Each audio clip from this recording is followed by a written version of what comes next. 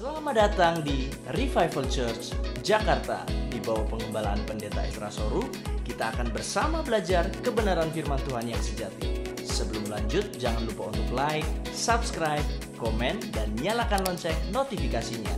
Bila Anda diberkati, jangan ragu untuk share. Tuhan Yesus memberkati. Selamat siang, sahabat Ngobras, dimanapun Anda berada, puji nama Tuhan. Kembali kita bersua dalam acara Ngobras, Ngobrol Alkitab Santai, Jumatan jam 12 siang. Masih bersama dengan saya, Yosua Yan, dan Bapak Pendeta Ezra Soru. Pembahasannya serius, tetapi dibawakan dengan santai. Dan kita berdoa supaya Pak Ezra juga lebih santai hari ini. Sekalipun serius pembahasannya tentang Alkitab, kita nggak akan keluar jauh-jauh dari Alkitab. Kita selalu jadikan Alkitab sebagai sumber kebenaran, sebagai sumber pembahasan kita. Nggak lari dari mana-mana. Shalom Pak Ezra, apa kabar?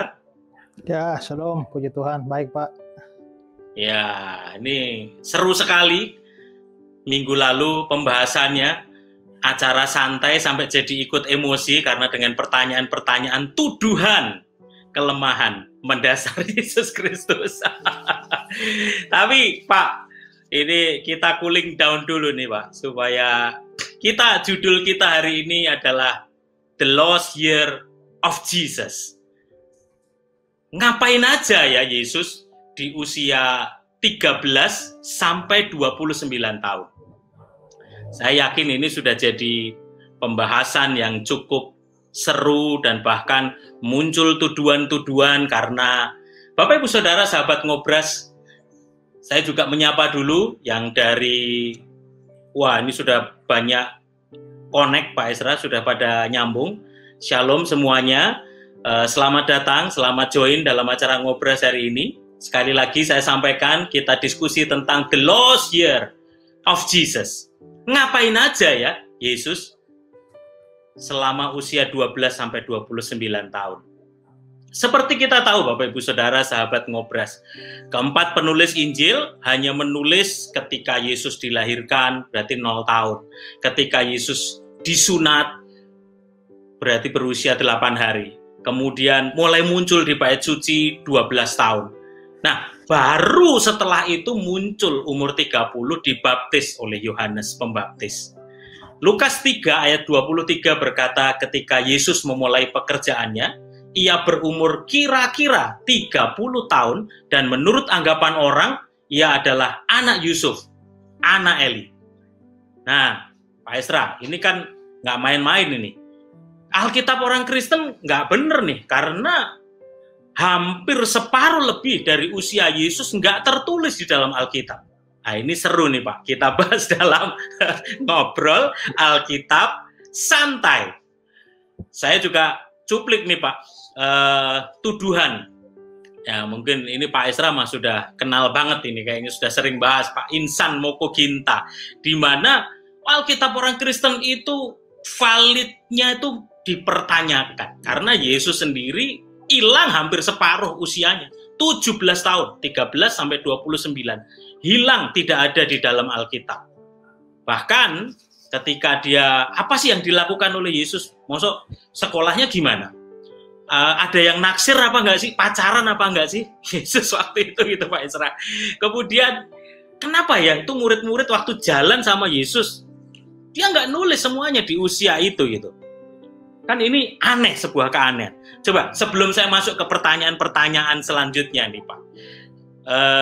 Tentang hal ini, apa pandangan Pak Ezra? The Lost Year of Jesus. Silakan Pak Ezra. Ya memang kalau kita melihat bahwa ada periode-periode tertentu dalam kehidupan Yesus yang memang tidak tercatat di dalam Alkitab ya. Yeah. Nah, ada yang mengatakan itu 17 tahun, ada yang bilang 18 tahun, ya, tergantung dihitung dari mana sampai mana, ya. Karena seperti yang tadi sudah dikatakan bahwa Yesus masa kanak-kanaknya paling tua itu diceritakan di dalam Injil Lukas, dia umur 12 tahun. Ya, 12 tahun. Selanjutnya kan dia muncul umur 30 tahun untuk minta dibaptis Yohanes Pembaptis, mau memulai pelayanannya. Nah, jadi kalau dihitung dari 13 sampai 29 tahun, ya artinya ada 17 tahun yang hilang. Ya, kalau dihitung sampai 30 ya 18 tahun hilang. Tapi sebenarnya bukan cuma itu, karena kita melihat bahwa Alkitab menceritakan masa kecil Yesus setelah dia disunat, ya. Dan selanjutnya kita bisa melihat juga bahwa dia itu kan juga pergi ke Mesir, ya, kembali dari Mesir. Nah, lalu setelah itu langsung loncat ke umur 12. Itu berarti ada sekitar, ya, kalau kita bikin hitung-hitungan saja bahwa tahun kelahiran Yesus, ya. Tahun kelahiran Yesus itu mungkin saya bisa share dikit, ya. Dari perhitungan tahun kelahiran Yesus itu kan Yesus lahir tahun berapa? Nah, memang ada banyak pemikiran di situ, tetapi mayoritas ahli itu mempercayai bahwa Yesus itu lahir tahun 6 sebelum Masehi, ya. Tahun 6 sebelum Masehi. Jadi kalau kita misalnya melihat ini, ya, kelahirannya di Bethlehem itu sekitar tahun 6 sebelum Masehi. Lalu dia disunat, diserahkan pada Tuhan, ya itu kan tahun 6 juga, karena dari 40 hari kan, 8 sampai 40 hari. Ya. Setelah itu kunjungan orang Majus itu diperkirakan kira-kira 1 tahun setelah itu. Jadi ada tahun 5 sebelum Masehi, lalu ngungsi ke Mesir tahun 5, kembali dari Mesir itu kan 2 tahun, ya, dari tahun itu. Jadi tahun 4 sebelum Masehi dia sudah berumur segitu. Nah, lalu ada yang hilang masuk perayaan Paskah di Yerusalem waktu dia umur 12 tahun, itu sekitar tahun 8 sebelum Masehi. Berarti ada 9 tahun hilang. Nah, 9 tahun hilang. Setelah itu umur 12 tahun, ya. Lalu dia baru muncul minta dibaptis Yohanes pada umur 30. Itu berarti ada 17 tahun hilang. Jadi sebenarnya silent period atau tahun-tahun yang hilang itu ada cukup banyak itu, ya. Dari ada 9 tahun pada masa kecil, masa kelahiran sampai dengan umur 12, lalu 17 tahun di antara umur 12 dengan 30. Jadi memang harus diakui bahwa ada tahun-tahun Yesus yang hilang yang tidak diceritakan di dalam kitab suci. Ya, jadi betul Pak, kalau memang mau bicarakan soal tahun-tahun Yesus yang hilang. Ya. Nah, jadi gini Pak, ya ini bukan memancing lagi nih Pak, ini bahkan menawarkan hadiah 10 juta loh Pak, kalau bisa menjelaskan tahun yang hilang Yesus gitu Pak. Pak, nanti kalau dapat saya ditraktir bakso lah, kita makan bakso sama-sama nih Pak. Ya, itu kan Insan Moko Ginta itu dalam bukunya mustahil orang Kristen bisa menjawab. Bisa lalu menjawab dia gitu. Bikin sayembara. Dia kasih berapa 11 pertanyaan kan gitu, ya. Mustahil orang Kristen bisa menjawab. Lalu dia ya misalnya mana di Alkitab Yesus mengaku Tuhan, mana di Alkitab Yesus beragama Kristen. Nah, salah satunya adalah mana ajaran Yesus pada umur ya 13 sampai 29 tahun ya gitu ya. Nah, sebenarnya tuduhan-tuduhan semacam itu tuh nggak relevan. Kenapa? Karena harus dilihat apakah orang Kristen mengakui itu atau tidak. Jadi misalnya gini, orang Kristen mengakui Yesus Tuhan kan? Lalu kalau dia bikin sayembara, mana di Alkitab dikatakan Yesus Tuhan? Nah, itu baru cocok. Tapi kalau misalnya orang Kristen sendiri tidak pernah mengklaim Yesus itu orang Kristen, Yesus itu beragama Kristen, lalu mengajukan sayembara, ya akan kasih 100 juta kalau bisa menunjukkan mana di Alkitab Yesus beragama Kristen. Padahal kita sendiri tidak mempercayai itu. Itu sama seperti saya bilang begini. Saya kasih, jangankan 1 miliar lah, saya kasih seluruh dunia ini. Kalau tunjukkan saja satu ayat di Quran, di mana Muhammad bilang, akulah Tuhan. bagaimanapun kan tidak bisa, karena Islam tidak percaya bahwa Muhammad mengaku diri Tuhan. Nah begitu, jadi harusnya yang diserang itu tanya dulu apa yang kita percayai. Kalau kita nggak percaya itu, ya kan? Kalau kita nggak percaya itu, ya ngapain dibikin sayembara? Nah, justru itu serunya Pak. Semua ini memang menimbulkan tanda tanya yang mengusik rasa ingin tahu kita terhadap tahun-tahun Yesus yang hilang itu, Pak. Inilah yang ditunggu-tunggu. Bukan hanya untuk menjawab Insan Moko Ginta, tetapi juga saya percaya sahabat Ngobras dimanapun berada rindu mendengar apa jawaban dan penggalian berdasarkan Alkitab mengenai tahun Yesus yang hilang. Saya sapa Bapak Ibu Saudara, Shalom. Pak David Yagian juga dari New Zealand sudah ada, Tangerang hadir, ada juga dari Manado, dari Binjai, dari Sabah Malaysia, Shalom. Bali juga sudah datang. Jakarta udah nggak tahu nih, banyak nih kayaknya. Pertanyaan pertama nih Pak Esra, minum dulu biar adem dulu dah. Apakah Pak Esra setuju dengan adanya yang disebut silent period atau the lost year of Jesus seperti yang sudah kita bahas di pembukaan ini tadi, Pak? Setuju nggak, Pak? Ya, setuju. Kan tadi juga saya sudah tunjukkan kan? Sudah saya tunjukkan bahwa memang, bahkan saya tambahkan lagi, seringkali orang menganggap the lost years of Jesus itu hanya umur 13 sampai 29, yang 17 tahun yang hilang. Tapi bahkan tadi saya tambahkan ada 9 tahun lagi dari pulang dari Mesir sampai umur 12. Itu juga tidak ada ceritanya, tidak ada kisahnya sama sekali. Jadi saya bahkan kasih bonus lagi yang mau persoalkan tahun Yesus yang hilang ini, saya kasih bonus lagi. Jadi bukan hanya 10 juta tambah 9 juta itu kalau gitu. Nah, saya kenapa mengunci dulu pertanyaan Bapak Esra setuju dulu dari situ? Karena saya akan berangkat pada pertanyaan berikutnya, bahwa tadi kita sudah baca nih Pak ya, ayatnya bahwa Yesus baru memulai pelayanannya umur 30 tahun. Nah, karenanya baru dicatat lagi peristiwa-peristiwa itu. Jika Yesus datang untuk memberitakan Injil kepada banyak orang, pertanyaannya nih Pak, mengapa dia harus nunggu begitu lama sampai umur 30 baru mulai pelayanan? Kenapa itu Pak? Yesus memulai pelayanan umur 30. Makanya antara 13 sampai 29 itu nggak ada catatan apa-apa di dalam Injil-Injil. Tapi mengapa menunggu begitu lama sampai umur 30 baru keluar pelayanan? Seandainya dia keluar lebih awal, mungkin lebih banyak orang bisa bertobat atau lebih banyak orang bisa diselamatkan. Ya, ada orang berpikir begitu. Seperti itu ya. Nah, tetapi kita perlu ketahui bahwa dalam budaya Yahudi, seseorang baru dianggap dewasa itu umur 30. Ya, itu kan juga ada standar-standar ya. Kadang-kadang misalnya di Indonesia, ya dianggap umur sudah masuk masa pemuda 17 tahun. Ya, sweet 17. Kita bikin standar yang diakui secara umum.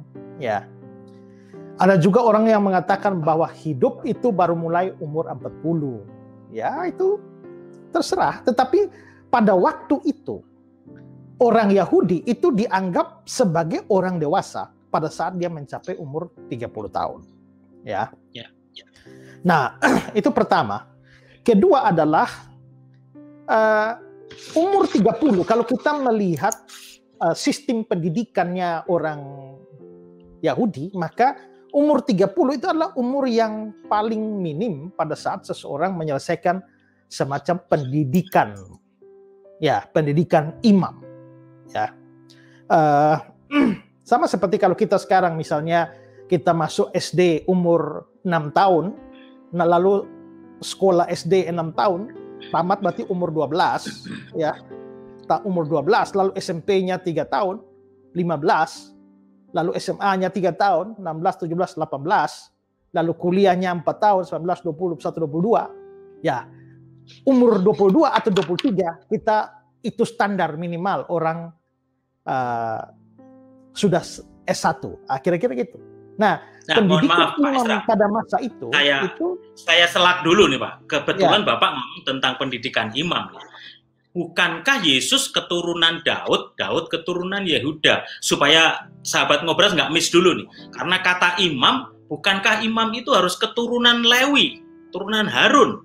Apakah imam yang Bapak sebut pendidikan imam itu dalam arti imam dari keturunan Lewi itu, Pak, atau pendidikannya?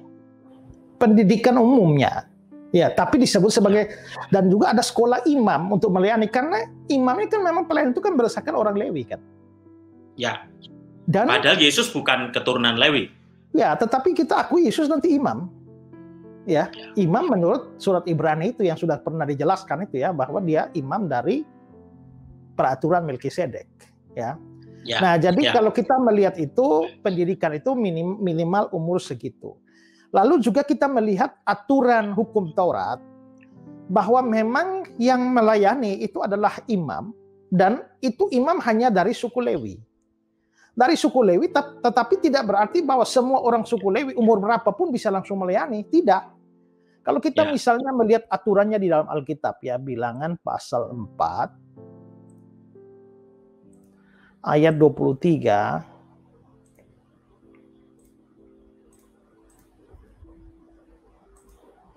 Ya. Catatlah mereka yang berumur 30 tahun ke atas. Sampai yang berumur 50 tahun. Yakni setiap orang yang wajib tugas. Supaya mereka melakukan pekerjaan jabatan di kemah pertemuan. Jadi kita bisa lihat ya, bahwa ini minimal 30 tahun. Nanti sampai 50 tahun. Nanti di selanjutnya di ayat yang ke-34. Ini ya, demikianlah Musa dan Harun dengan para pemimpin umat Israel mencatat Bani Kehat menurut kaum-kaum yang ada dalam puak mereka, yakni orang-orang yang berumur 30 tahun ke atas. 30 tahun. Sampai berumur 50 tahun. Setiap orang yang kena wajib tugas berhubungan dengan pekerjaan jabatan di kemah pertemuan. Jadi memang yang menjadi imam melayani itu umur 30 tahun, tetapi tidak bisa orang-orang Lewi, tapi tidak bisa sebelum 30 tahun. Dan di atas 50 tahun tidak. Jadi 30 sampai 50. Nah, karena imam melakukan pekerjaan pelayanannya umur 30 tahun, itu aturan umum. Itulah sebabnya Yesus baru memasuki pelayanannya umur 30. Ya, umur 30. Jadi tidak sembarang, ya, tidak sembarang. Jadi mungkin kita sebut gap budaya. Ya, gap budaya pada waktu itu Yahudi gitu ya. Ya. Nah, tapi terus gini Pak Esra, lalu menurut Pak Esra mengapa Injil kita tidak mencatat berbagai peristiwa saat Yesus umur 13 sampai 29 tahun itu? Pertimbangannya apa gitu Pak? Ya, karena Alkitab ditulis atau terutama Injil-Injil itu tidak bertujuan untuk menceritakan segala sesuatu kepada kita. Itu bukan tujuannya. Tujuan penulisan Alkitab atau terutama adalah Injil-Injil adalah supaya manusia bisa mengenal Allah atau anugerah Allah dan hidup sesuai dengan kehendak Allah. Khususnya mengenal jalan keselamatan yang diberikan oleh Allah. Dan ini tidak membutuhkan pengetahuan tentang segala sesuatu yang dilakukan Yesus. Termasuk pada umur 13 sampai 29, itu tidak perlu, ya. Yohanes mencatat beberapa ayat penting. Yohanes pasal 21 ya. Kalau kita lihat Yohanes 21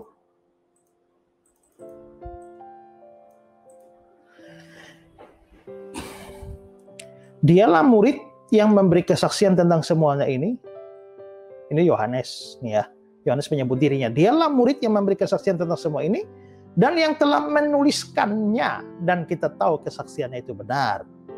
Masih banyak hal-hal lain lagi yang diperbuat oleh Yesus.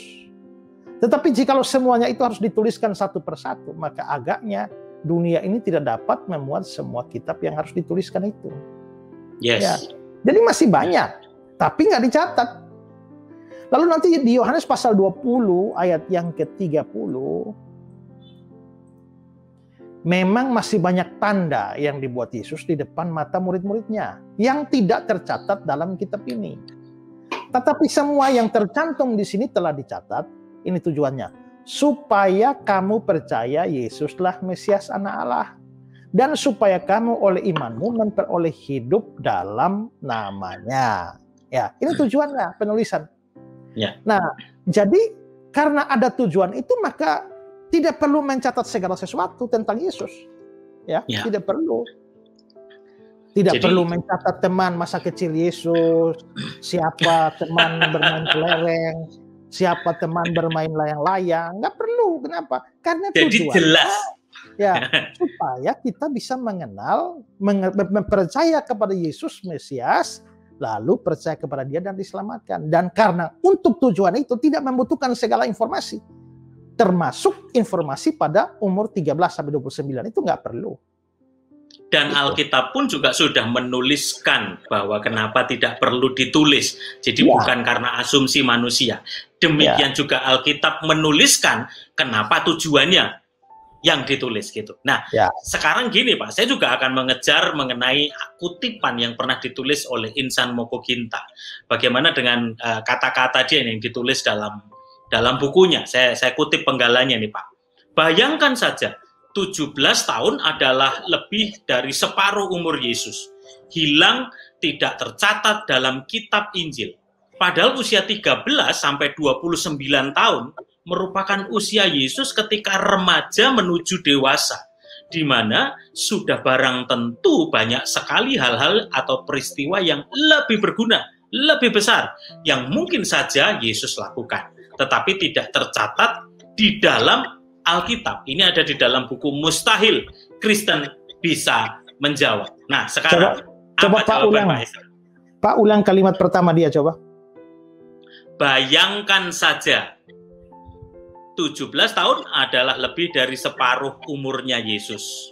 Hilang dan tidak tercatat dalam kitab Injil. Oke, sabar di situ. Apa artinya hilang?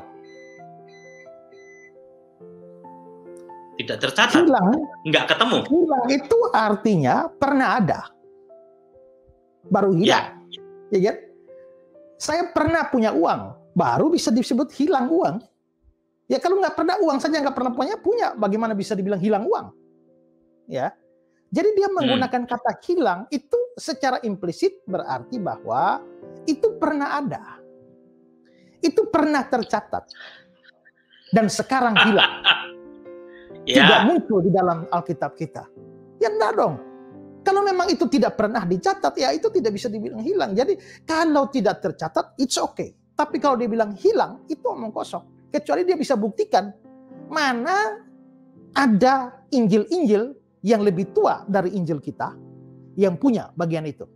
Lalu dihilangkan dari catatan-catatan Injil kita. Nah, itu baru bisa disebut hilang. Lalu juga kalimat dia tadi selanjutnya dia bilang apa?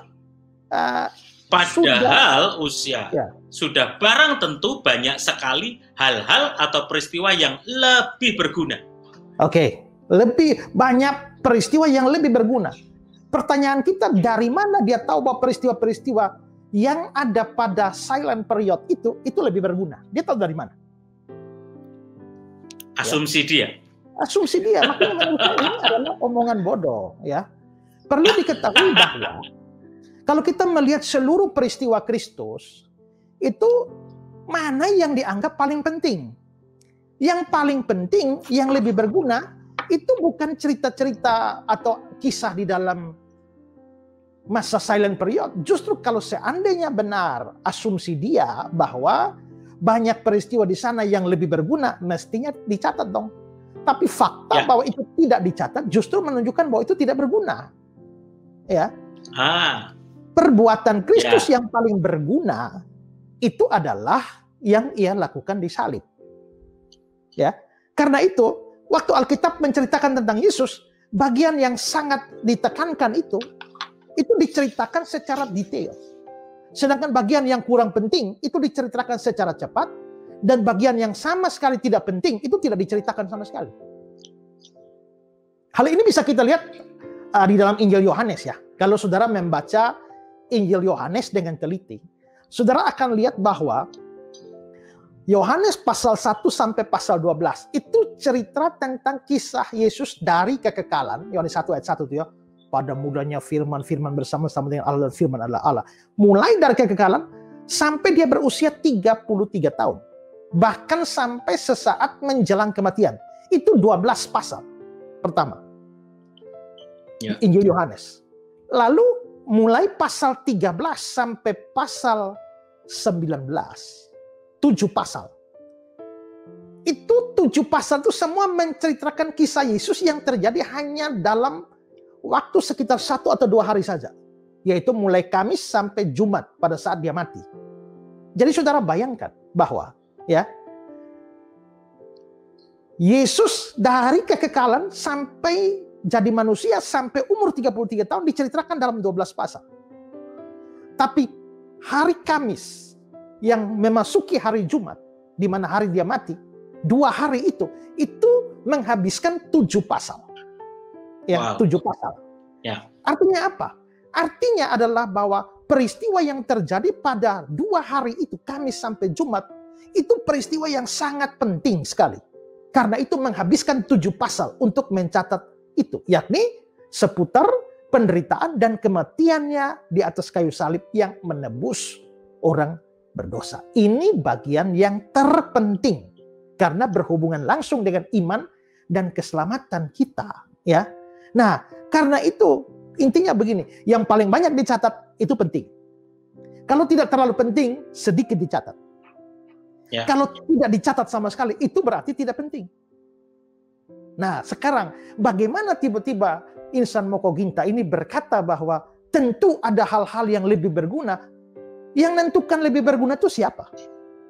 Dia sendiri, asumsi sendiri. Lalu pakai asumsi sendiri, lalu menyerang kekristenan. Nah, itulah sebenarnya tidak menyerang kita, ya. Itu serangan yang membabi buta atau tidak tepat sasaran, ya. Jadi tapi yang paling penting sekalipun sedikit loh, Pak. Ya. Gimana? Sekalipun Pak Esra tadi mengutip kata sedikit, tapi sekalipun itu sedikit dan tidak tertulis, apakah ini berarti kitab kita nggak lengkap seperti tudingan Moko Ginta? Karena dia nulis gini juga nih Pak, saya kutip lagi nih Pak. Jadi sangatlah beralasan sekali bahwa Injil itu dikatakan tidak komplit, karena tadi Bapak ngomong sedikit ya, atau sempurna, karena banyak bagian-bagian atau sisi-sisi lain yang pernah Yesus lakukan atau perbuat, tetapi tidak dicatat oleh para penulis Injil. Karena kehilangan jejak atau kisahnya benar-benar hilang. Sekali lagi, itu dari buku Mustahil Kristen bisa menjawab. Apa pendapat Pak Esra? Lagi-lagi kalau dikatakan kisahnya benar-benar hilang, ya dia berasumsi bahwa pernah ada. Ya, nah itu yang harus dibuktikan. Nggak bisa dibuktikan bagaimana hilang. Lalu apakah itu berarti bahwa Alkitab kita tidak lengkap? No, ya. Lengkap atau tidak itu tergantung tujuan. Jikalau memang Alkitab bertujuan mencatat semua hal yang dialami, dilakukan oleh Yesus dan ternyata ada bagian dari hidupnya yang tidak tercatat, barulah bisa dikatakan tidak lengkap atau tidak sempurna. Tapi apabila tujuannya itu tidak pernah, ya, mencatat segala sesuatu tidak pernah menjadi tujuan para penulis Alkitab, lalu apanya yang dianggap tidak lengkap atau tidak sempurna? Kalau ukurannya terhadap segala sesuatu, ya kita tanya balik aja, ya. Apakah Quran menceritakan seluruh kehidupan Muhammad tanpa terlewatkan satu pun dari lahir sampai mati? Ya, makan apa dia pada umur 3 tahun? Ya, pernah mandi nggak? Ya, kalau begitu, kalau tidak ada kita bisa bilang, wah kalau begitu Quran nggak lengkap dong. Tujuan yang sama bisa diberikan. Ya, sebaiknya jangan tanya balik, Pak. Ya, saya percaya sebaiknya bahwa jangan tanya balik. Karena kalau dia jawab nanti kita yang takut, Pak. Orangnya udah nggak ada soalnya. Ya, jadi kita lihat ya bahwa memang Alkitab atau para penulis Alkitab itu sengaja tidak mencatat. Lebih tepatnya merasa tidak perlu mencatat kisah-kisah Yesus umur 13-29 tahun. Kenapa? Mereka lebih konsentrasi pada kisah-kisah yang sesuai dengan misi utama Yesus datang ke dalam dunia, yaitu menebus umat manusia. Makanya di dalam Matius pasal 20 ayat 28 ini misinya, ya. Matius 20 ayat 28. Anak manusia datang untuk memberikan nyawanya menjadi tebusan bagi banyak orang. Ini tujuan utama kedatangannya. Nah, karena tujuan utama datang yaitu memberikan nyawa atau mati menjadi tebusan bagi banyak orang, maka penceritaan tentang hal-hal yang berkaitan dengan kematiannya di kayu salib dan juga kebangkitannya yang juga penting, itu menjadi fokus utama tulisan para penulis Injil. Jadi bukan semua hal yang mau dicatat. Jadi tudingan bahwa Alkitab tidak lengkap atau tidak sempurna, itu tudingan yang sembarangan. Dan kita bisa balik juga. Itu berarti, saya juga percaya, tidak ada suatu kitab apapun atau buku apapun yang menceritakan tentang seseorang lalu menceritakan dia sedetail tanpa melewatkan satu semua. Tidak bisa, ya. Dan saya percaya Muhammad pun tidak. Ya. Nah, sekarang gini dong Pak Ezra, kalau memang di Alkitab kita tidak menceritakan kehidupan Yesus pada silent period itu, the lost year of Jesus itu, apakah mungkin Pak Ezra ada sumber-sumber di luar Alkitab yang menceritakannya, misalnya buku lain atau manuskrip lain atau apa? Ada memang, ya, itu sejumlah kitab apokrif, ya, yang kebenaran sejarahnya sangat diragukan. Bahkan beberapa di antaranya itu lebih bersifat mitos atau dongeng saja. Ya, ada satu Injil yang namanya Injil Al-Tufuliyah. Ini adalah Injil mengenai masa kanak-kanak Yesus. Dan Injil ini ditulis dalam bahasa Arab yang menceritakan beberapa legenda terkait dengan masa kecil Yesus di Mesir. Karena Yesus pernah ngungsi di sana, ya. Melarikan diri, ya. Tapi Injil ini itu ditulis itu kira-kira abad yang kelima masih. Nah, abad yang kelima itu berarti dia ditulis setelah Injil kita lengkap, Matius, Markus, Lukas, Yohanes. Itu baru muncul kemudian. Seandainya dia muncul lebih awal, maka apa yang Moko Ginta katakan bisa dibenarkan. Bahwa telah hilang. Kalau dia bisa menunjukkan hubungannya. Tapi kalau ini munculnya belakangan, maka tidak bisa dibilang hilang. Nah, dalam Injil itu, Injil Al-Tufuliyah itu diceritakan beberapa peristiwa ajaib yang Yesus lakukan. Misalnya ya, pada waktu bayi, ketika Yesus berada dalam gendongan Maria, tiba-tiba Yesus bicara, "Maria, akulah Yesus putra Allah, firman yang engkau lahirkan menurut perkataan malaikat itu." Lalu juga diceritakan dalam Injil ini, air yang digunakan untuk memandikan Yesus ternyata punya khasiat, bisa menyembuhkan berbagai macam penyakit. Dan salah seorang gadis yang kena sakit kusta itu sembuh dari air mandinya Yesus. Wah, itu kayak ponari kalau di Indonesia ya. Itu dulu. Lalu juga, ya, dalam perjalanan ke Mesir misalnya ya, itu dikatakan dalam Injil itu di sebuah gurun, Yusuf dan Maria dan juga bayi Yesus itu bertemu dengan segerombolan perampok yang dipimpin oleh dua orang, satu namanya Titus dan yang satu namanya Dumakus atau Dismas.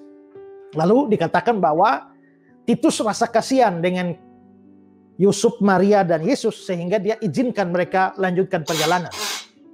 Tapi rekannya Dumakus itu jadi marah. Titus lalu membuat kesepakatan agar Dumakus melepaskan Yusuf, Maria, dan Yesus. Dan sebagai imbalannya, Titus membayar Dumakus 40 drachma, mata uang pada waktu itu. Nah, jadi Titus ini demi menyelamatkan Yesus dan Yusuf Maria, dia keluar duit. Nah, setelah mereka pergi, Yesus lalu menubuatkan kepada Maria bahwa 30 tahun yang akan datang, aku akan disalibkan dengan dua perampok tadi, Titus dan Dumakus. Dan Titus akan diangkat ke surga karena kebaikannya. Jadi dua penjahat yang disalibkan bersama Yesus adalah Titus dan Dumakus. Kalau dari Injil Al-Tufuliyah ini. Nah, lalu juga diceritakan juga bahwa setelah peristiwa pertemuan dengan gerombolan perampok itu, Yesus dan orang tuanya itu berhenti di sebuah pohon kurma.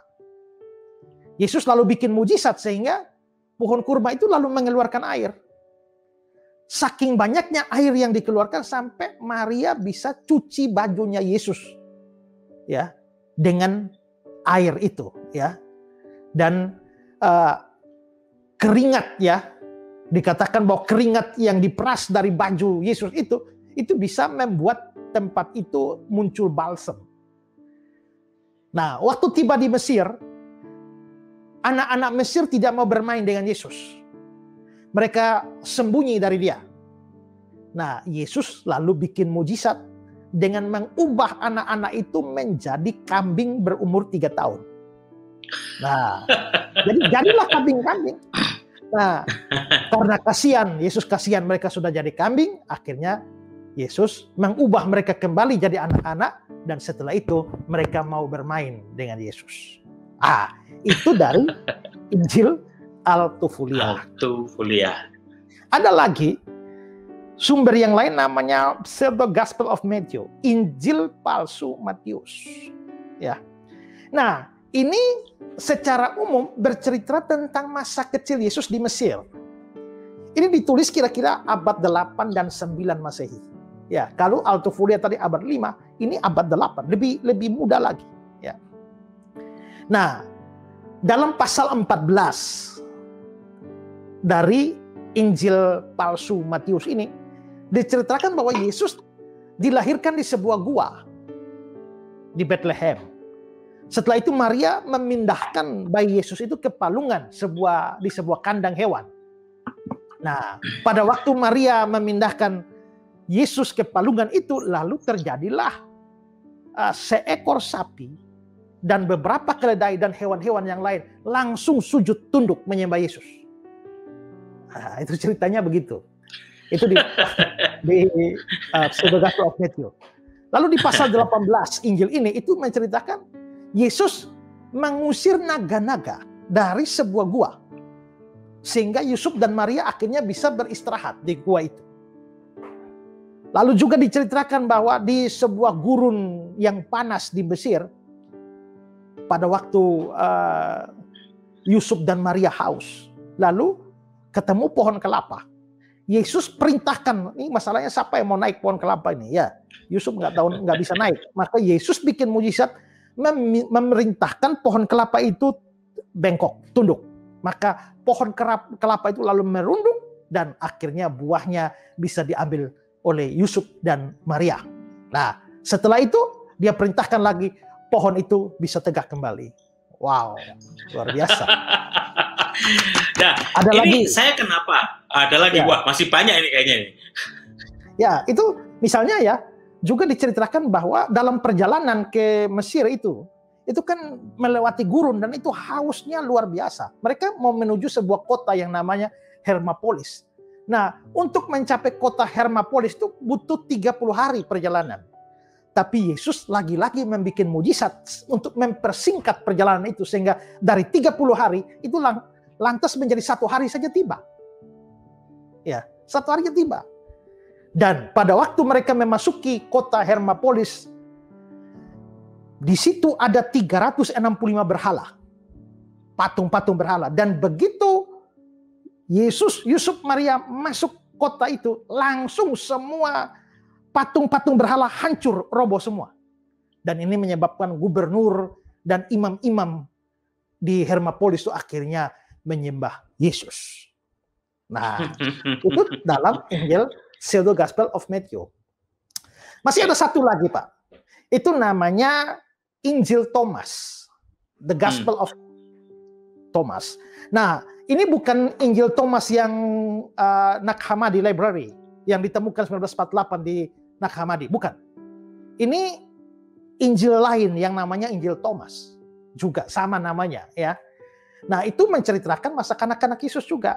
Dia ceritakan misalnya pada umur 5 tahun, ya, Yesus secara ajaib mengumpulkan air dari bagian sungai yang dangkal menjadi kolam-kolam dan memurnikan air dalam kolam-kolam itu hanya dengan berkata-kata. Diceritakan juga Yesus pada umur 12 tahun, ya. Yesus itu bukan umur 12 tahun ya, pada masa yang mungkin umurnya ini umur 5 tahun, ya.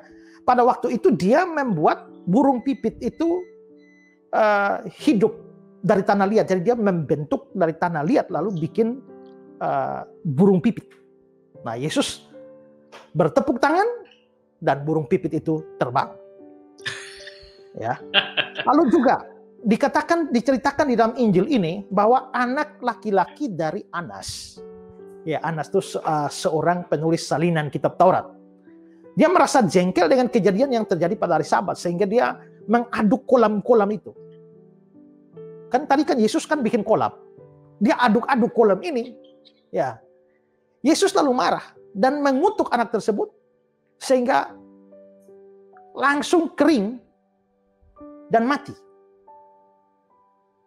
Ya. Juga diceritakan bahwa Yesus mengucapkan kutuk kepada seorang anak secara tidak sengaja, menabrak dia. Anak itu secara tidak sengaja tabrak Yesus. Yesus langsung kutuk, anak tersebut langsung mati. Dan ketika orang tua dari anak itu memarahi Yesus, Yesus lalu mengutuk mereka lagi, bikin mereka buta. Ya.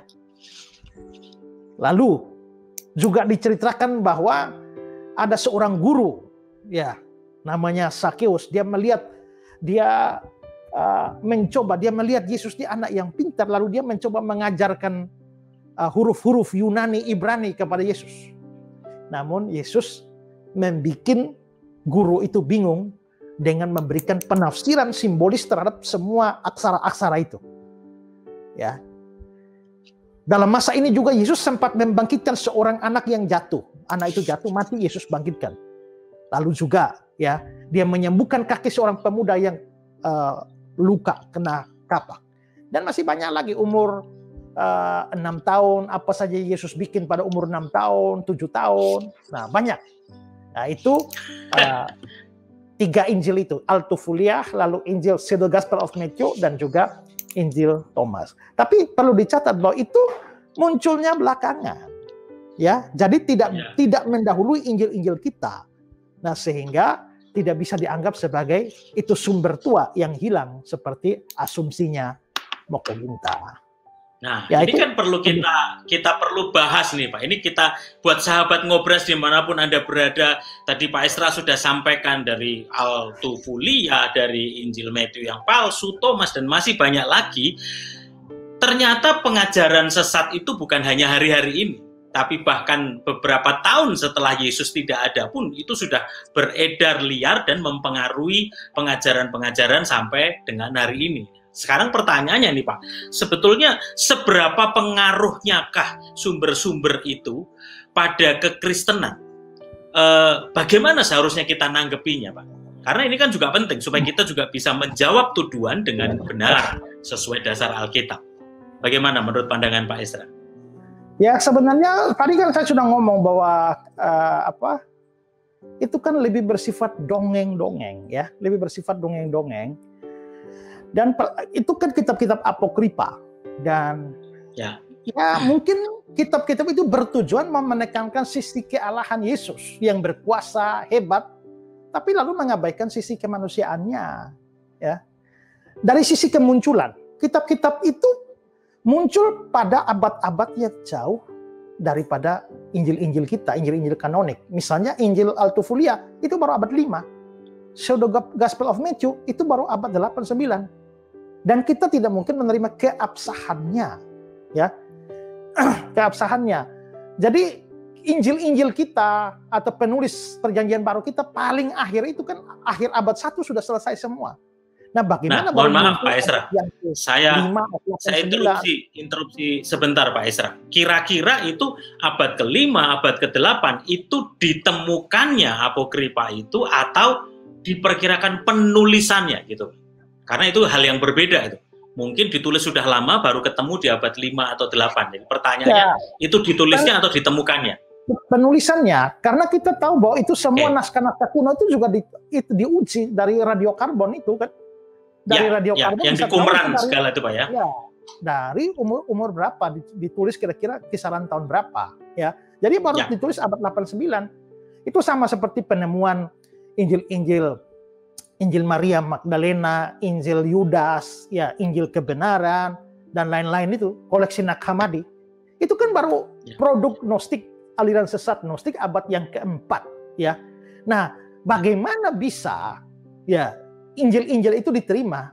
Kita salah satu yang menentukan dalam kanonisasi itu adalah bahwa ditulis oleh para rasul atau orang-orang yang mempunyai hubungan yang dekat dengan rasul, ya. Sehingga mereka bisa menjadi saksi mata. Nah, ini kalau sudah abad 5, abad 8, 9, maka itu jelas sudah jauh dari masanya, juga kita bisa lihat ya kisah-kisah tentang Yesus yang tidak bisa diajar oleh sejumlah guru seperti tadi cerita yang kita lihat itu. Dan karena dia lebih pintar, itu tidak sejalan dengan catatan Injil sinoptik atau Injil-Injil kanonik bahwa Yesus pun mengalami pertambahan pengetahuan dan hikmat. Seperti dalam Lukas pasal 2 ayat 52 itu ya. Yesus makin bertambah besar, bertambah hikmatnya, ya, bertambah besar, tambah hikmat. Jadi sebenarnya Injil-Injil ini nggak ada pengaruhnya ya bagi orang Kristen sebenarnya. Bahkan mungkin justru lebih berpengaruh pada Islam ketimbang kita. Kenapa bisa begitu? Karena gini loh, saya hanya nggak bikin kesimpulan ya, saya cuma tunjukkan data aja, tunjukkan perbandingan aja, ya, perbandingan antara kitab apokrif itu dan juga Quran, ya, saudara tinggal bikin kesimpulan aja sendiri, ya. Saya berikan contoh ya, saudara lihat Injil Al-Tufulia. Yesus berbicara walaupun ketika dia dalam ayunan dan berkata kepada ibunya, Maria, aku Yesus putra Allah, firman yang engkau lahirkan menurut pernyataan malaikat itu. Saudara bandingkan dengan Quran surah Maryam 29:30. Maka Maryam menunjuk pada anaknya. Mereka berkata, bagaimana kami akan berbicara dengan anak kecil yang masih dalam ayunan? Berkatalah Isa, sesungguhnya aku ini hamba Allah, dia memberikan aku Alkitab dan dia menjadikan aku seorang nabi. Lalu kita juga lihat perbandingan lain di sini. Dalam Injil Thomas tadi. Maka diambillah sedikit tanah lembut dan dari pematang sungai dan membuat 12 ekor burung pipit. Kemudian Yesus menepukkan telapak tangannya serta berseru kepada burung-burung itu sambil berkata, pergi, terbanglah jauh. Jadi Yesus menciptakan burung pipit dari tanah. Nah, sekarang coba bandingkan dengan Ali Imran 3:49 ya. Dan sebagai rasul kepada Bani Israel yang berkata pada mereka, sesungguhnya aku telah datang padamu dengan membawa sesuatu tanda mukjizat dari Tuhanmu, yaitu aku membuat untuk kamu dari tanah berbentuk burung. Kemudian aku meniupnya, maka ia menjadi seekor burung dengan seizin Allah. Nah, itu perbandingan. Nah, silakan mereka menjelaskan perbandingan itu. Kenapa kok mirip? Wow. Kenapa kok yang ada di Quran itu mirip dengan cerita dari Injil-Injil palsu itu yang muncul? Ya. Silahkan ditafsirkan sendiri. Silahkan ditafsirkan sendiri. Nah, gitu. Wow. Ini datanya komplit sekali, sahabat Ngobras dimanapun Anda berada. Kita tidak sekedar bicara asumsi dan prediksi atau sebuah narasi cerita dongeng, tetapi sebuah perbandingan kitab. Makanya ada Ngobras, ngobrol Alkitab santai. Sumbernya tetap dari kitab. Nah, Pak, kalau gitu Pak, ada juga sumber-sumber yang mengatakan bahwa saya pernah baca juga ini bahwa Yesus pernah menimba ilmu sampai ke India, juga ke Tibet, di kaki gunung Himalaya, di Nepal, dan baru kembali ke Israel saat berumur 30 tahun. Nah, apa pendapat Pak Esra mengenai tulisan ini, Pak, pendapat ini? Kalau yang bilang Yesus pernah ke India, saya nggak tahu sumbernya dari mana, tetapi saya pernah baca tulisannya Anand Krishna. Nah, Anand Krishna itu mengatakan bahwa ada data bahwa Yesus itu pernah pergi ke India, ya, belajar Hindu di sana, ya, katanya begitu. Tetapi yang kisah yang lebih heboh dari itu tulisan Nicholas Notovix. Kalau saudara lihat ini,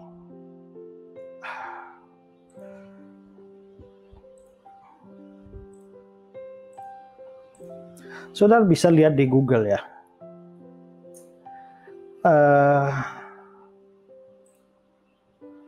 Kalau saudara klik di Google, saudara bisa lihat, bentar ya saya tunjukkan.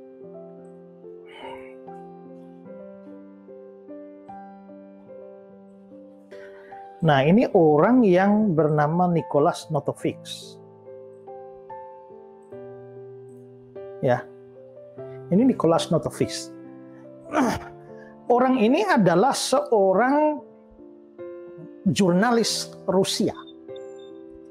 Dia menulis sebuah buku, Unknown Life of Jesus Christ, kehidupan Yesus Kristus yang tidak diketahui.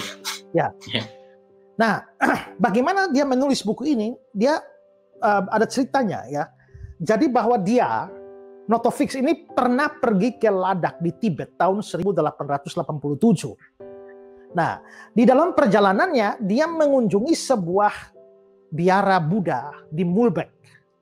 Dan dia dalam sebuah percakapan dengan seorang lama itu biksu Tibet. Biksu, biksu Tibet ya. Dia ngobrol sama biksu itu, lalu dia dapat informasi bahwa di sebuah tempat yang bernama Lhasa, itu ibu kotanya Tibet, tepatnya di sebuah biara yang namanya Biara Himis, itu terdapat ribuan naskah kuno tentang kehidupan Nabi Isa. Itu Isa adalah nama timur bagi Yesus. Lalu Notovix bertekad untuk menemukan catatan itu. Dia lalu meninggalkan Mulbek dan mengunjungi beberapa biara yang lain, dan dia dapat informasi yang sama dari para biksu di sana bahwa mereka pernah mendengar dokumen tersebut, tapi tidak memiliki salinannya. Akhirnya Notovix menuju ke biara besar Himis itu yang jaraknya cukup jauh ya dari Ladakh. Itu ada di sekitar satu lembah tersembunyi di sekitar Himalaya. Nah, itu biara Himis. Di biara Himis itu dia bertemu dengan seorang lama, biksu lagi, ya. Dan dia bertanya tentang itu, tapi lama itu mengatakan bahwa dia sangat menghormati Isa. Dan banyak naskah di Himis ditemukan itu memang betul-betul menceritakan tentang perbuatan Isa yang berkhotbah dengan doktrin yang suci di India dan di kalangan anak-anak Israel. Dan menurut lama itu, naskah tersebut dibawa dari India ke Nepal, lalu ke Tibet. Dan naskah aslinya itu berbahasa Pali, itu bahasa religius untuk agama Buddha. Tapi akhirnya diterjemahkan ke bahasa Tibet. Lalu Notovix bertanya, apakah berdosa jika Anda memperlihatkan salinan tersebut kepada orang asing? Lalu biksu itu berkata, apa yang milik Tuhan itu juga milik manusia. Nah, tapi masalahnya dia tidak tahu di mana letaknya. Tapi dia berjanji dia akan mencari. Ya, singkat cerita artinya dia ketemu, lalu dia memperlihatkan naskah-naskah itu kepada Notovix. Dan akhirnya Notovix mulai mengambil kamera untuk mengambil semua, dan dia lalu atas dasar itu dia membuat buku ya tentang Yesus yang ada di sana. Nah, lalu dari beberapa buku ini setelah ditulis oleh Notovix, dalam buku itu diceritakan oleh Notovix berdasarkan data dari Tibet itu, bahwa ketika berumur 13 tahun, ya, Yesus ya, di mana dikatakan bahwa ada banyak orang yang datang ke rumahnya, rumah Yesus, untuk melamar Yesus menjadi menantu mereka, untuk mengawini anak gadis mereka. Nah, ini muncul di tulisan Anand Krishna. Nah, kalau dari sini maka saya tahu Anand Krishna pasti ngutip dari Notovix. Ya, karena itu dikatakan bahwa ya dengan berjalannya waktu, itu dalam tulisannya, Isa berumur 13 tahun. Orang Israel menurut tradisi mereka harus menikah pada umur ini. Orang tua mereka terbiasa hidup sederhana. Kediaman mereka yang sederhana menjadi ramai karena kedatangan orang kaya dan bangsawan. Semua orang ingin Isa menjadi menantu mereka. Gitu. Tapi Isa atau Yesus yang tidak menyukai hal ini karena dia punya keinginan belajar agama yang besar. Akhirnya Isa melarikan diri ke Pakistan. Ya. Dia melarikan diri ke Pakistan. Selanjutnya, pada saat umur 14 tahun, Isa atau Yesus ini hidup di tengah-tengah bangsa atau suku Aryan. Ya. Dia diminta tinggal di bait mereka, tetapi dia tidak mau. Dia lalu pergi ke Juggernaut, di mana dia diterima dengan tangan terbuka oleh para pendeta Buddha di sana, dan membaca dan memahami kitab Weda untuk mengajar, menyembuhkan, usir setan. Ya. Nah, dikatakan Isa menghabiskan 6 tahun di sana untuk belajar dan mengajar di Juggernaut, ya, di Benares dan juga kota-kota suci lainnya. Setelah itu, dia terlibat konflik dengan para Brahmin dan ksatria waktu itu. Dan karena dia mengajarkan naskah suci itu kepada kasta bawah, kasta waisa, petani dan pedagang, juga sudra, para pekerja. Nah, para Brahmin mengatakan sudra tidak boleh mendengar sama sekali. Bahkan tidak melihat saja tidak boleh. Tapi Yesus melakukan itu, Isa melakukan itu. Ya, bukan dilarang, bukannya berhenti, malah Isa berkhotbah dan menentang para Brahmin dan ksatria itu. Dan semuanya berujung mereka berencana membunuh dia. Nah, setelah diperingatkan oleh para sudra, Isa akhirnya meninggalkan Juggernaut pada malam hari dan dia pergi ke kaki lembah Himalaya di selatan Nepal. Tepatnya di satu tempat yang namanya Kapilavastu, tempat lahirnya Buddha Gautama 5 abad sebelumnya. Ya. Lalu di sana Isa belajar lagi 4 tahun. Dan dia menjadi sempurna dalam memahami tulisan-tulisan suci. Dan dia kemudian meninggalkan Himalaya menuju barat sampai di Persia, di Iran. Di mana di sana dia mempelajari doktrin Zarathustra. Nah, sepanjang perjalanan Isa berkhotbah menentang para penyembah berhala. Dan akhirnya dia kembali ke tanah Israel pada umur 29 tahun. Nah, itu sangat urut sekali Pak Esra jelaskan siang ini sahabat Ngobras. Jadi bisa disimpulkan, dipastikan bahwa itu tidak benar dan itu merupakan halu tingkat tinggi sebuah cerita dongeng yang luar biasa. Cocokologinya gitu. Nah, sekarang begini Pak, kalau gitu menurut Pak Esra sendiri, selama masa silent period itu yang Bapak ceritain sampai muter sampai di kaki Gunung Himalaya, balik lagi Pakistan, lalu sampai akhirnya balik lagi ke Israel. Jadi menurut Pak Esra, selama masa silent period itu Yesus tinggal di mana?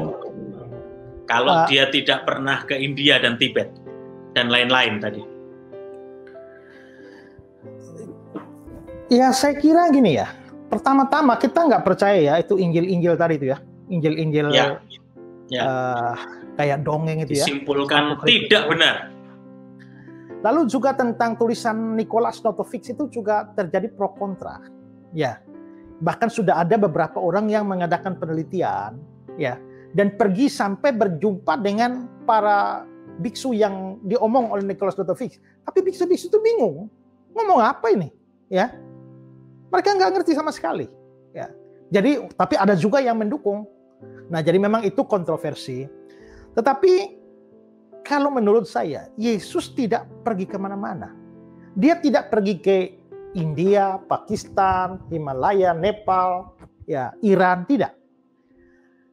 Dia tetap tinggal di Nazaret. Ya. Kalau kita lihat Lukas pasal 2, 51-52. Lukas 2. Dan ini setelah cerita umur 12 tahun tuh kan. Lalu ia pulang, Yesus pulang bersama-sama mereka, Yusuf Maria ke Nazaret. Dan dia tetap hidup dalam asuhan mereka. Dan ibunya menyimpan semua perkara itu di dalam hatinya. Dan Yesus makin bertambah besar, bertambah hikmatnya, besarnya makin dikasihi oleh Allah dan manusia. Dia pulang bersama-sama mereka dan tetap hidup di dalam asuhan mereka, ya, tetap hidup dalam asuhan. Itu dikatakan secara eksplisit demikian. Dari sini kita bisa lihat bahwa ada fakta bahwa juga kita bisa lihat ada fakta bahwa Yesus itu dikenal sebagai orang Nazaret. Nanti saudara bisa lihat di Matius 21, inilah Nabi Yesus dari Nazaret. Di Matius 26 ayat 71, ya. Orang ini bersama-sama dengan Yesus orang Nazaret itu. Di Markus 10 ayat 47, ketika didengarnya bahwa itu adalah Yesus orang Nazaret. Lalu Lukas 18, ya. Waktu orang mendengar, orang banyak lewat, dia bertanya, apa itu? Kata orang itu kepadanya, Yesus orang Nazaret lewat. Lukas 18, 36, 37. Nah, Yesus itu dikenal luas sebagai orang Nazaret. Coba pikirkan, jika Yesus telah menghilang dari Nazaret umur 13 tahun, baru kembali umur 29 tahun dan langsung terjun ke medan pelayanan, apakah dia akan dikenal sebagai orang Nazaret? Enggak mungkin dia disebut orang Nazaret. Dia pasti dikenal sebagai Jesus of Hindustan. Yesus ya, orang India atau Jesus of Tibet. Ya, tapi tidak, dia dikenal Jesus of Nazaret, Yesus orang Nazaret. Ya. Lalu juga satu ayat penting, Pak, ya. Lukas 4 ayat 16. Ini ayat yang menentukan. Lukas 4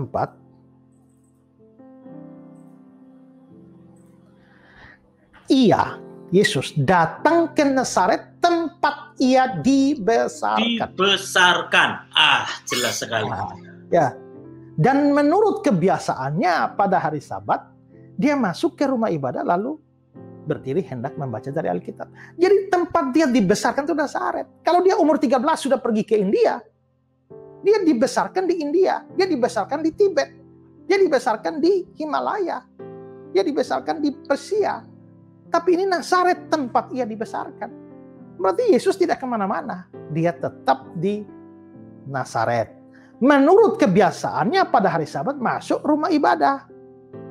Ya, jadi dia terbiasa masuk ke rumah ibadahnya orang Yahudi, sinagog Yahudi. Tidak terbiasa masuk ke biara Buddha. Ya. Nah, Pak Esra, kalau Yesus hanya tinggal, iya nggak mungkin gitu. Tapi kalau Yesus hanya tinggal di Nazaret dan dia nggak kemana-mana, ngapain aja Pak dia selama 17 tahun itu? Kan ada yang pernah bilang juga bahwa Yesus bersekolah. Apakah Yesus betul bersekolah di Nazaret? Sangat mungkin melihat tradisi Yahudi. Ya, karena orang Yahudi itu adalah orang yang sangat menekankan pendidikan. Pendidikan, ya. Ya. Mereka, anak-anak Yahudi itu pada umur 5-10 tahun itu sudah belajar membaca Taurat. Ya, belajar membaca Taurat itu namanya Mikra. Dan kegiatan belajar itu dilakukan di satu rumah ibadah. Karena itu rumah itu disebut sebagai Bet HaSefer.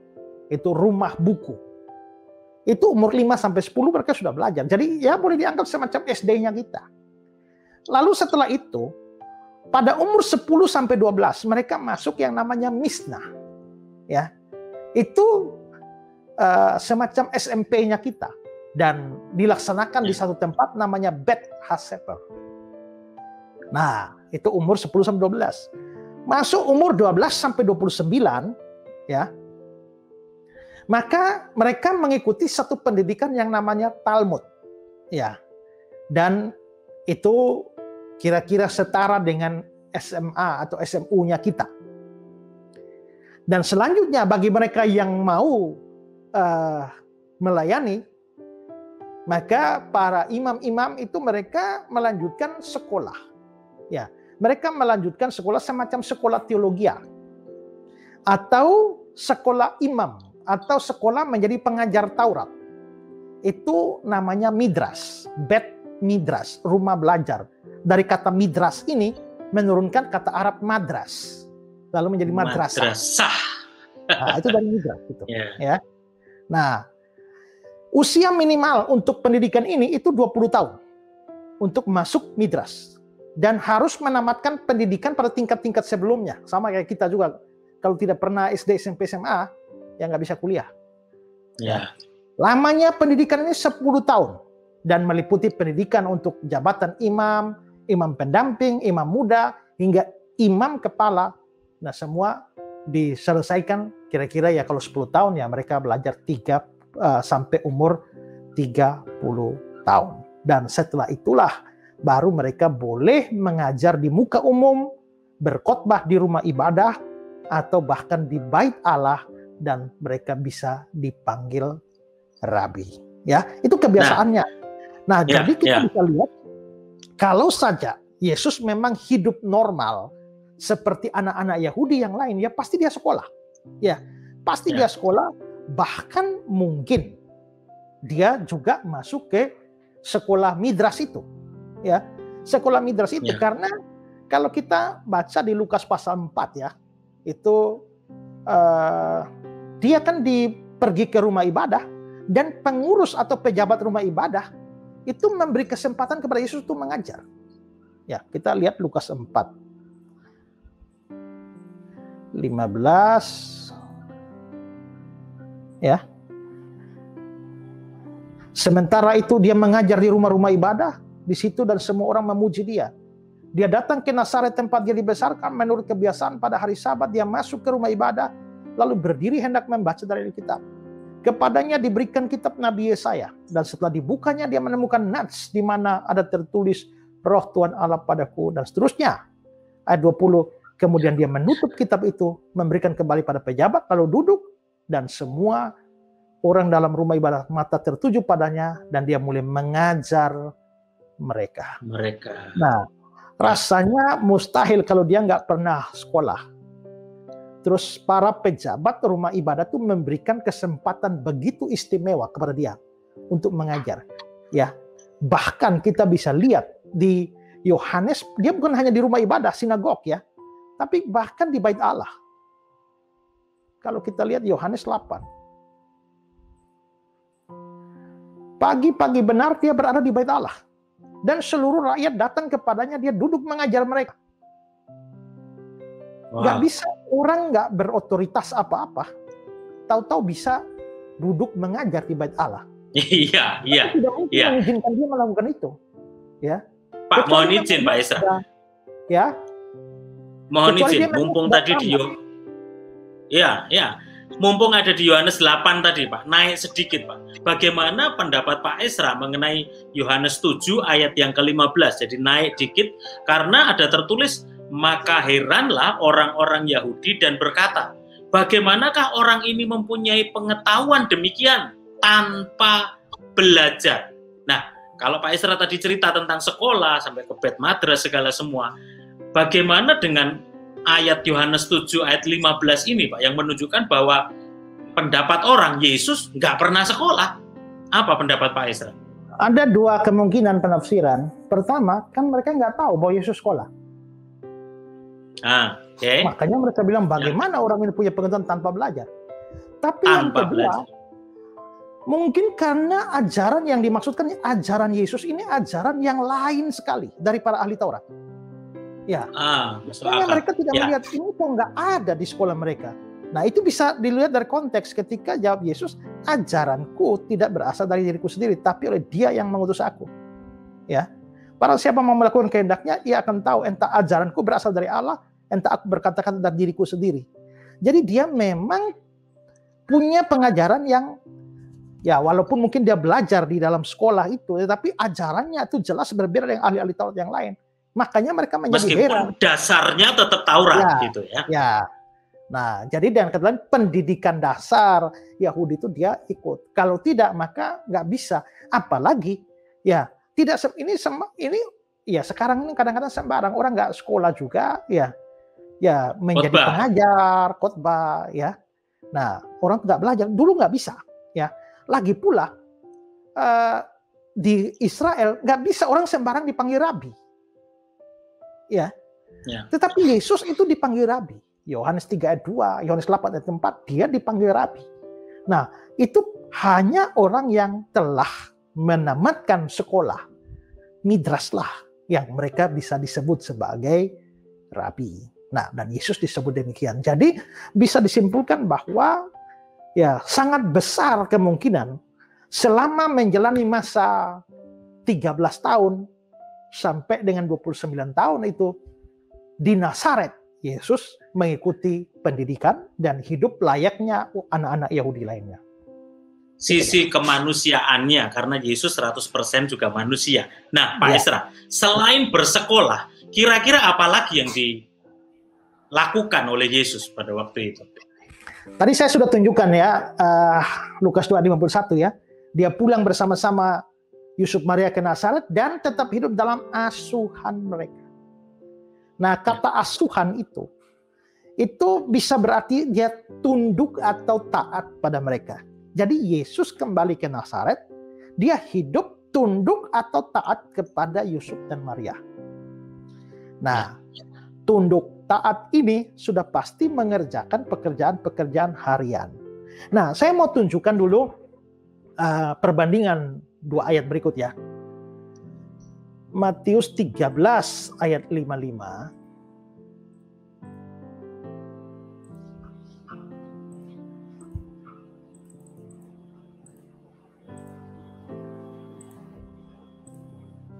Bukankah ia ini anak tukang kayu?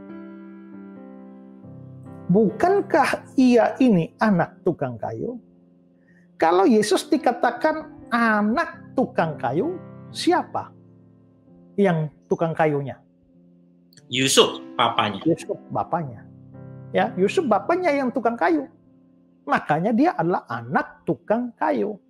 Tapi kalau saudara melihat di dalam versi Markus 6 ayat 3, bukankah ia ini tukang kayu? Jadi dia juga tukang kayu, membantu bapaknya. Ya, dia juga tukang kayu, bukan cuma bapaknya. Nah, kira-kira arti semuanya apa? Gini, Yusuf setelah cerita-cerita Natal lalu menghilang, nggak pernah muncul lagi. Bahkan dalam acara keluarga yang paling penting, yaitu pesta kawin di Kana, itu acara keluarga. Karena Maria di situ bukan sebagai tamu, tapi tuan rumah, makanya bisa tahu anggur habis dan merasa cemas dan bertanggung jawab soal anggur habis itu. Itu acara keluarga. Yesus dan murid-muridnya diundang ke pesta kawin di Kana. Maria ada, Yusuf nggak ada ya. Ya, nggak diceritakan lagi pokoknya. Banyak dugaan bahwa Yusuf memang sudah mati muda. Nah, Yusuf mati muda, lalu pada akhirnya, nah memang di sini perbedaan antara Katolik dan Protestan. Katolik percaya bahwa Yusuf dan Maria tidak punya anak lain lagi. Jadi setelah Yesus ya hanya Yesus saja. Tetapi orang Protestan biasanya menerima bahwa setelah Yesus lahir, Yusuf dan Maria hidup sebagai suami istri biasa. Dan karenanya melahirkan adik-adik. Jadi Yesus juga punya adik-adik, anak dari perkawinan Yusuf dan Maria. Dan kalau Yusuf mati muda, ya berarti ada adik-adik dong.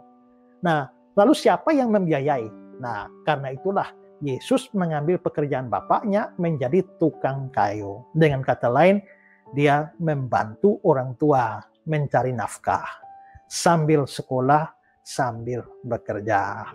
Kira-kira itu waktu dia habiskan 17 tahun sampai, dan kata lain dia melayani keluarganya selama tahun-tahun itu. Ya. Dan selanjutnya tiba umur 30 tahun, dia pergi untuk melayani dunia ini.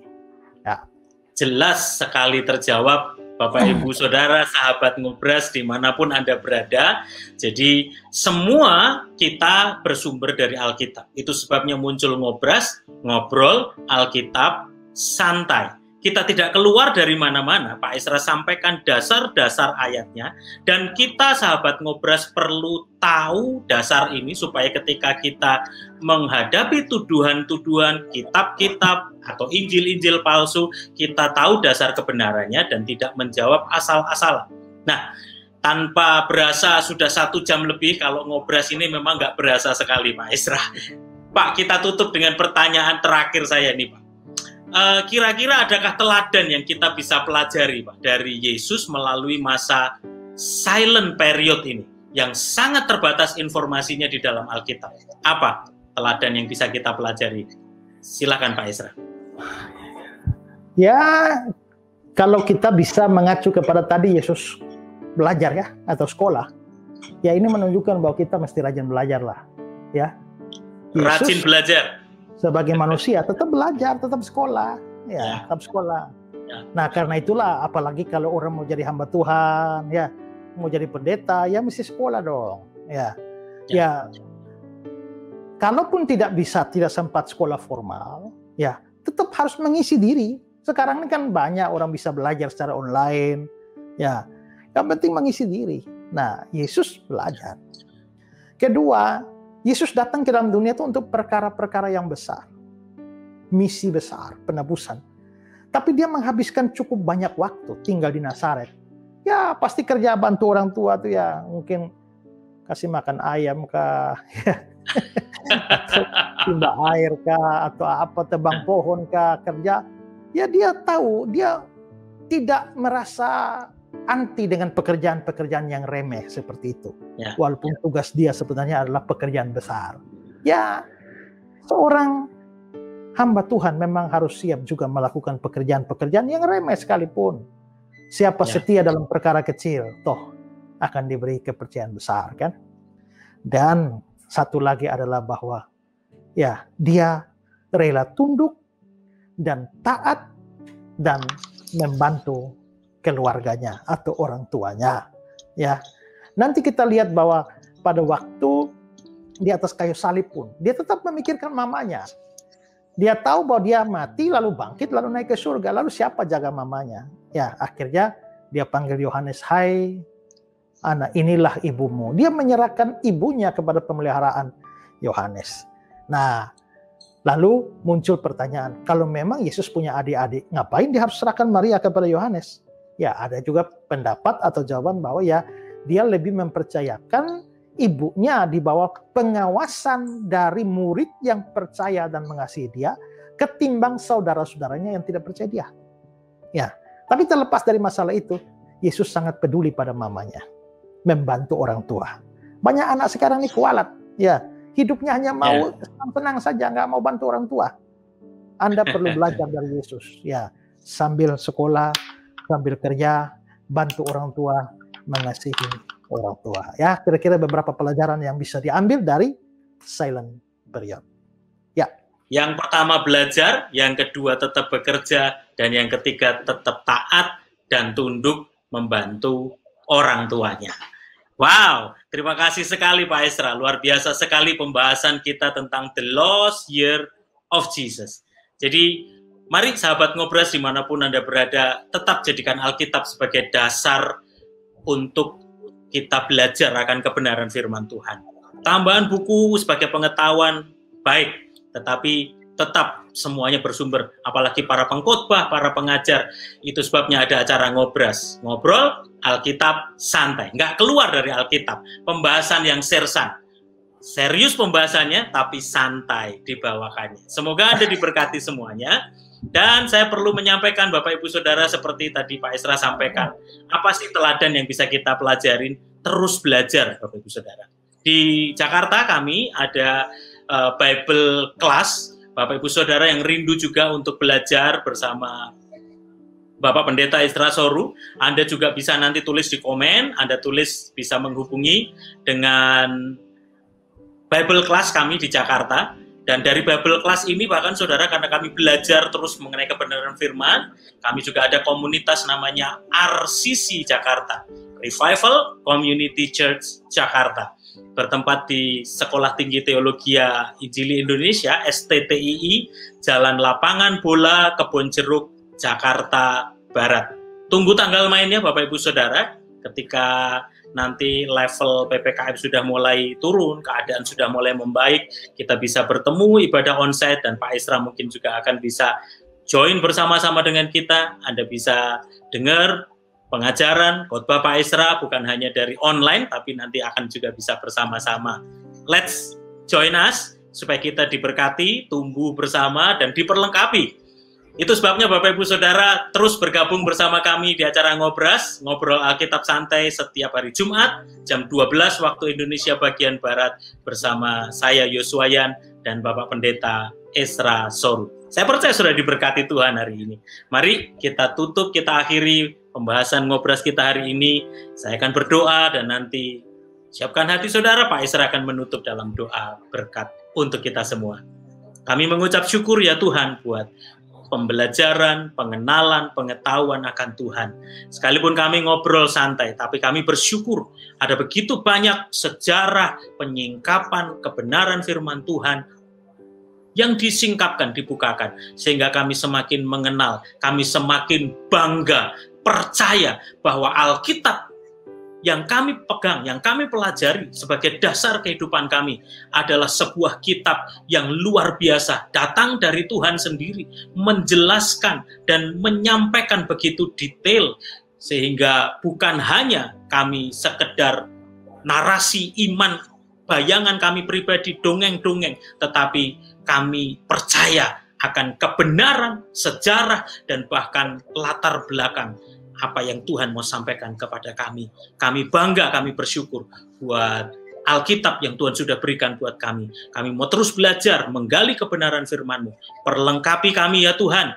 Jadikan kami memiliki tanah yang gembur, yang subur, sehingga setiap benih firman yang tertabur menjadi tumbuh dan berbuah berlipat kali ganda dalam hidup kami.